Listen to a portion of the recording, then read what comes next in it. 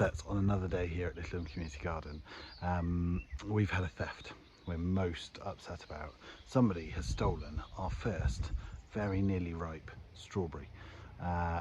It could have been a child or an adult, or it may have even been a slug or a bird.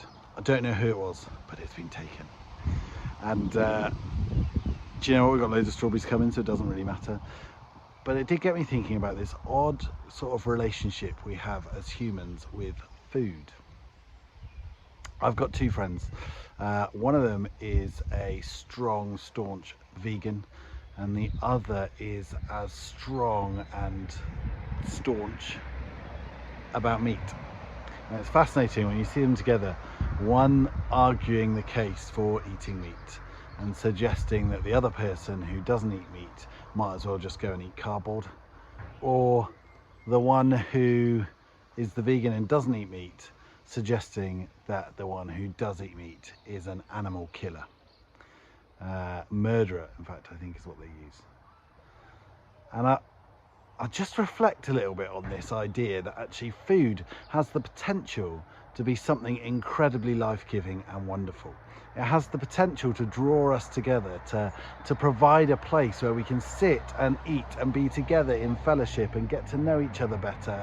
And it takes, like, if you've got a meeting, everyone's watching the time, looking for the meeting to end. If you sit as a meal together, then actually time seems to just disappear, and before you know it, you've been sat there chatting away on all the things you might have discussed in a meeting, and like 3 hours have gone by and nobody's even noticed.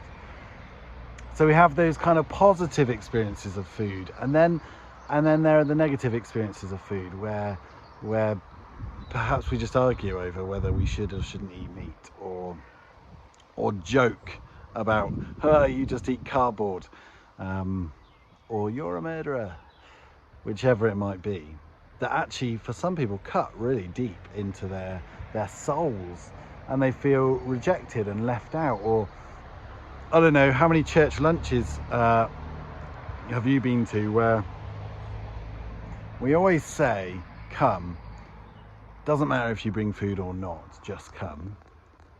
But invariably there's somebody who feels awkward about that and doesn't feel like they can come.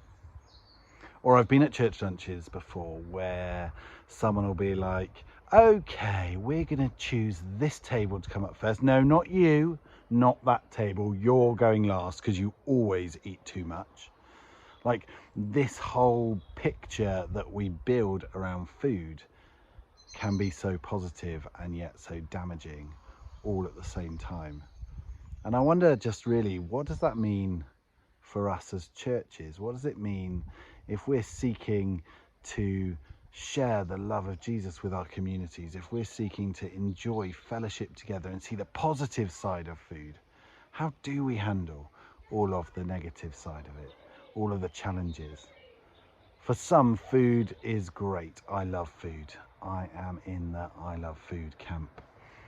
For some, food is trauma. And as churches, as people, as humanity, we've got to journey that together and work out how we can love and care for our communities, how we can support and show that we are here for each other and make sure everyone's got enough and that nobody goes without. How do we do that whilst holding this tension between food, the good side, and food, the bad side, the negative, the tricky?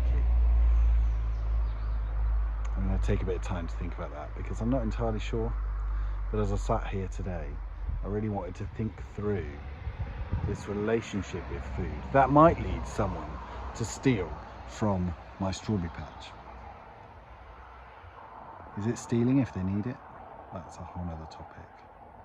So I'm gonna reflect on that and come back for another video next time.